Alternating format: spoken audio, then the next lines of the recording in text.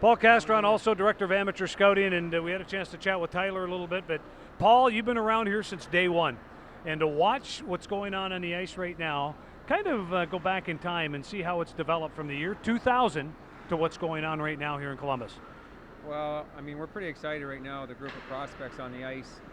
Not to say we weren't in 2000, but you know, the skill level and the speed of the game has changed in that short period of time, and it's just such an exciting game. And like I said, we're excited about our kids right now.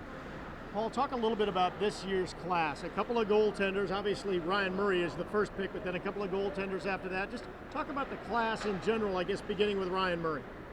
Well, Ryan's a real solid player. There's not many weaknesses in his game. You know, he's maybe not one of those defensemen that you're looking at his numbers per se, but he plays a ton of minutes in all situations, and he's just so reliable and so smart, and he's got great leadership skills as well, and hard worker both on and off the ice. And then, you know, the goaltending is not something we've ever really done in the draft, taking two goalies that high, but you know, it's an area that we obviously wanted to address, and both these kids had outstanding years, and they were available when we were picking, and we just said let's do it, and you know, see how it turns out. Paul, you know, the one thing in your amateur scouting, and it's been well, you were with Ottawa, you've been out with the Jackets, you know, the character, the speed, and then the skill. How do you rank this year's group with that those three things in mind? There's the turnover we were looking for out there, yeah, and that's all it takes.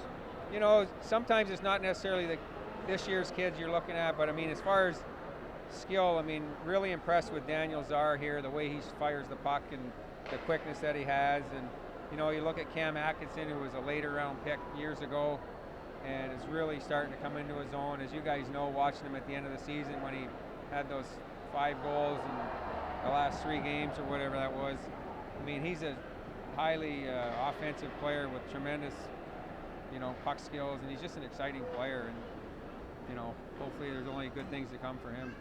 We're talking with Craig Patrick about Ryan Murray being one of the guys who may see NHL shifts this year. These other guys are a couple years away. In the profession that you're in, how tough is it to eyeball that talent and try and project out 2 or 3 years down the road? Well, you know, at times the scouts, you always want them to play quicker than maybe they should.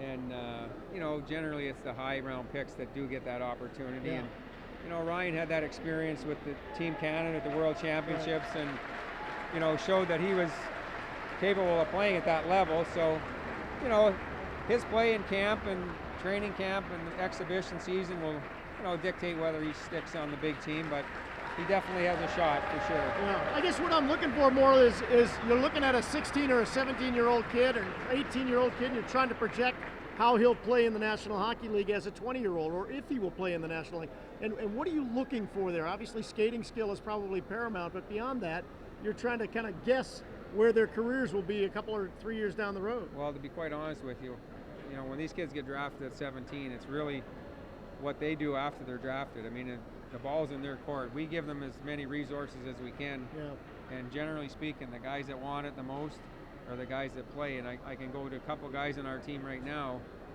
Boll and Dorsett, who are just unbelievably character kids. And if you would have told anybody in the scouting world that Boll was going to play his first year out of junior, I don't think you'd get many teams that would have said this guy's going to be in the NHL. But he, you know, obviously plays a different role. But even you can't just come out and be a fighter in this league. He's got skill and talent, but dedication, and both of them are just unbelievably willed to play in this league, and they've proven now that they're regular NHL players.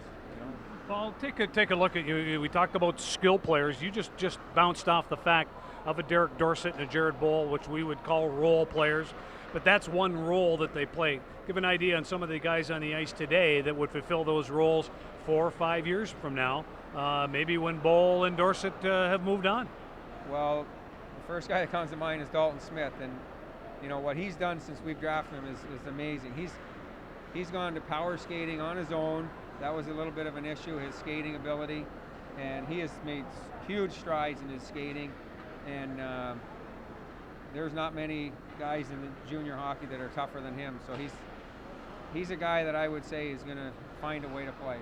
And play a role and be a factor in the game when he's out there. Talked a little bit about Cam Atkinson and Ryan Johansson coming back and being a part of this development camp. What does that say to you in terms of two guys who played a lot of games in the NHL last year, and here they are again this week? You know, yeah, they were first-year pros basically, and you know, it does say a lot about them, but it also is something that we wanted them to do, to come here and be leaders of this group. Yep. You know, they're actually younger. Well, Ryan's younger than Cam, but I mean, they're younger than a lot of the kids that are even here still, and you know, but we need those guys to be leaders for this young group that's out here now, and they are good leaders, and that's why they're here. Well, walking away from the team, let's talk about yourself. You're making a move, moving from Michigan back out to New York, kind of centrally locate yourself in and amongst not only the amateur scouting, but also your return home. Yeah, it's an opportunity. I mean, we spent 11 years in Michigan, and it's all been great. It's a great area to work out of. I got 2 young kids now. They're just coming up on 3, and trying to just get a little closer to family who really only see them once or twice a year. So it's a move that Scott's allowed me to make, and it's not going to affect my job in scouting, but it's going to make things on the home front a little easier, hopefully. How many miles you put in a year? You ever stop in the morning workouts or in the car? No, I'd say, you know, driving wise, you know, 35, 40,000 miles, and then, you know, plenty of air miles. And Tyler and myself both usually end up going to Europe 4 or 5 times a year, and but it's all in good. We're lucky to do what we do. Let me put it that way, and I'm grateful. I'm starting my 14th year here with the Blue Jackets, and I just want to see things. Obviously, we got nowhere to go but up from last year, but you know, we got a good group of kids, and you look around this rink and the support from the fans is just unbelievable. I mean, this is 100-degree heat, and you know, most people aren't even. I mean, I know it's a cool place to come maybe because it's cooler than if you don't have AC at home, but every time I come to these development camps and see this rink full, it's exciting, and you just know that people in Columbus care about the game, and you know, we just have to win more hockey games, and our building will be full on a regular basis too. So I think we got a chance here to do a lot better than we did last year. We just had some tough breaks, and we'll be fine. Hey, last question. What'd you shoot at Muirfield Village? I know Boll and Dorsett took you out. You made those guys millionaires. So Yeah. they finally invite you out to go play the Village, and I know your golf game, because you and I started 14 years ago here with this organization. I've seen it at its best. Yeah, well, it wasn't at its best yesterday, but Bowler and I were partners, and we took some money from Dors, so that was good. Anytime you can get that little guy agitated, whether it's on the ice or on the golf course, it's fun to see, and we had a lot of fun. Timmy Leroy was out there with us, and we battled through the heat. I think it was 102 when we finished, so it was Good job. a lot of fun, though. Good job. Well, Paul, thank you. We appreciate the time, Anytime, and we look guys. forward to seeing these guys develop here in the future. I do too. Thank you.